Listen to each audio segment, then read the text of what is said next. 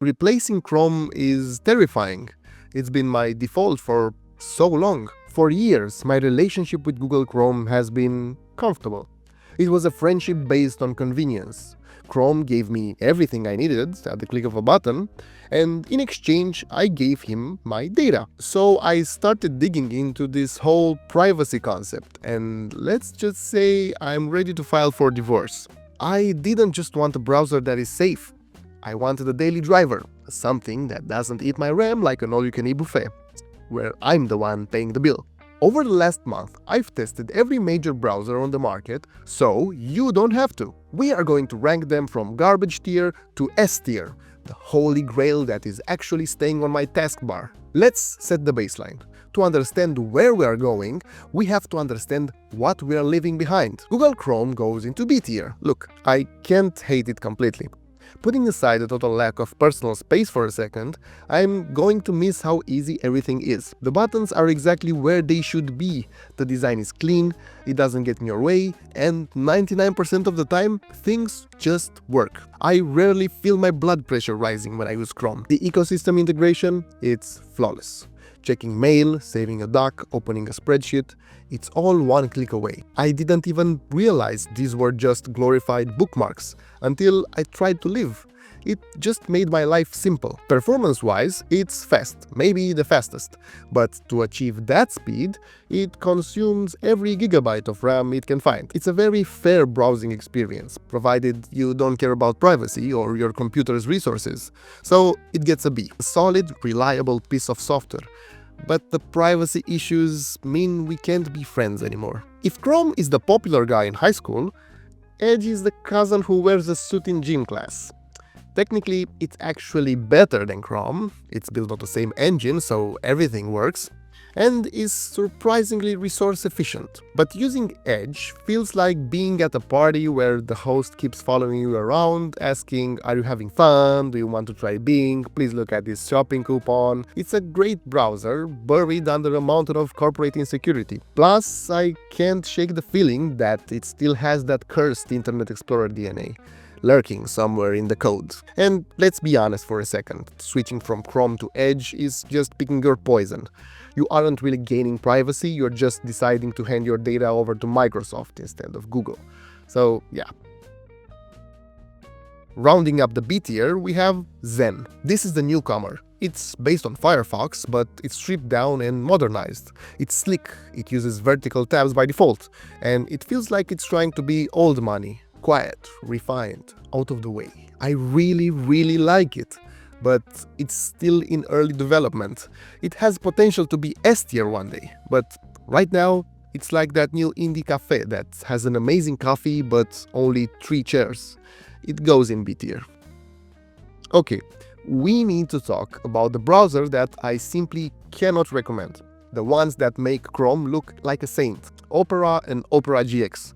Straight to garbage tier. If you thought Chrome was bad with privacy, Opera is on a whole different level. It was bought by a Chinese company a while back, and their privacy policy, it's, let's call it, imaginative. And then there's Opera GX, the gamer browser. They heavily market these CPU and RAM limiters, but in my experience, they barely work.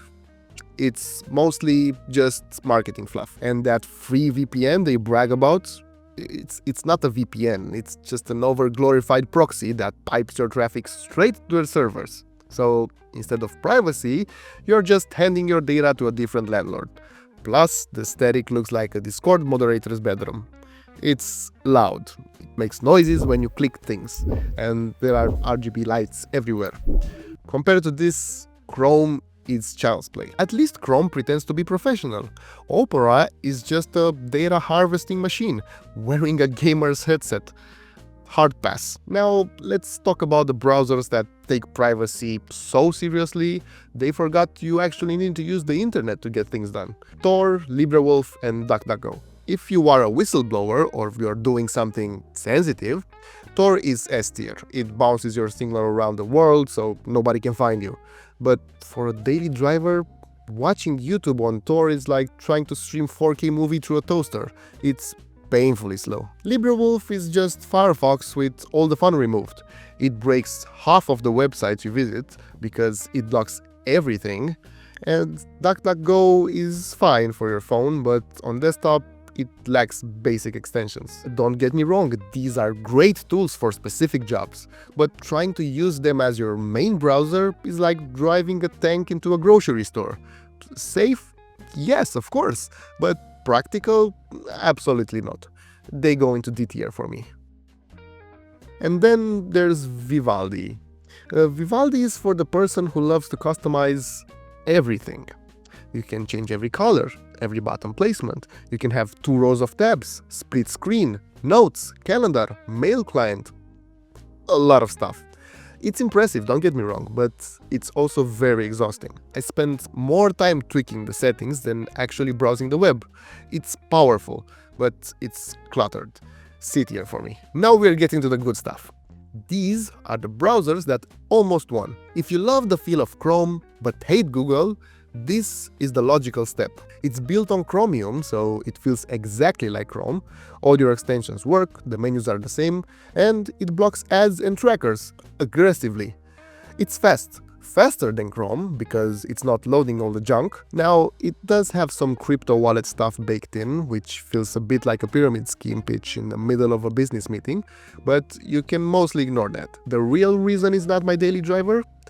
It's too similar. I wanted to break up with Chrome, not date its twin sister who is into Bitcoin.